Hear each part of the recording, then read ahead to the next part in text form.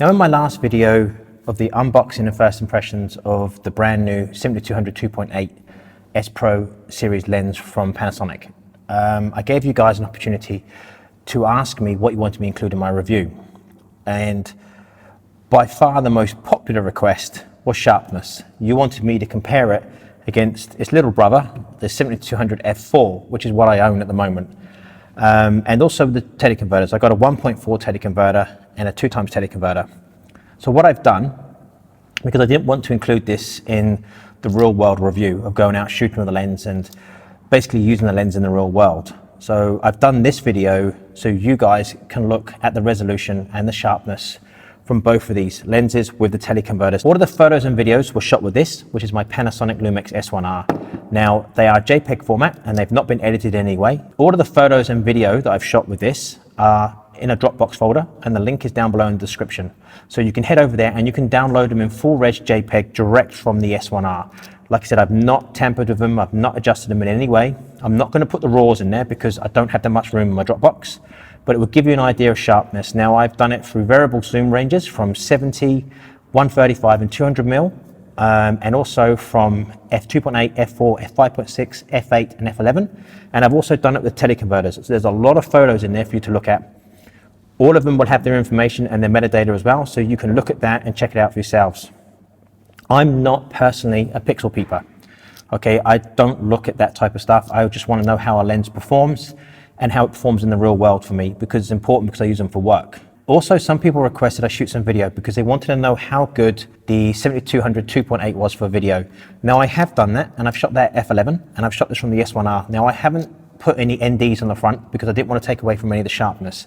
So I do apologize if you see any dust spots because my sensor does need to be cleaned, but there are a few dust spots on there, but that's because I shot at f11 and there is no ND on the front of it, so I wasn't going to be able to bring it down. And that's shot at 50p, 4K 50p, direct out of the S1R, and that's in the Dropbox folder as well. I'm going to put that there, so hopefully it's not in the way. Now, people did ask me about video, shooting video with the 7200 2.8 and wildlife photography. I would recommend the F4. This is lighter, more compact, easier to travel with. I'm not too sure you would need the 2.8 shallow depth of field for wildlife, and for video, F4 is fine, to be honest. At 200mm is great. I just feel that this is a very, very heavy lens. I'm going to go out next week and use it in the real world, and I will give you my real thoughts of the lens. It is an outstanding lens, don't get me wrong. Panasonic have done an amazing job with this lens. And like I said, it's the sharpest 7200 I've ever used, and I've used quite a few. And it is very fast at focusing, and it's very accurate, and it has a beautiful look to the images, which you will see when you check out the photos down below. For a more compact, for video, for wildlife, I'd probably go for the 7200, and the 2x teleconverter actually seems to be better on the 7200 F4. Not sure why that is. You'll check out the images. Again, let me know what you think. But it actually looks pretty good on there, to be honest. And that's going to take this up to basically a 400 f8, which is pretty good for wildlife, to be honest. But it's a very compact lens. It's much, much smaller. It's very easy to carry around. So if you're doing wildlife or video, I personally, this is only my personal recommendation, I'd go for the F4. So don't forget, there is a link down below in the description to a Dropbox folder with all the photos that were shot with the 7200 2.8 and the 7800 F4, and both the teleconverters 1.4 and 2x teleconverter.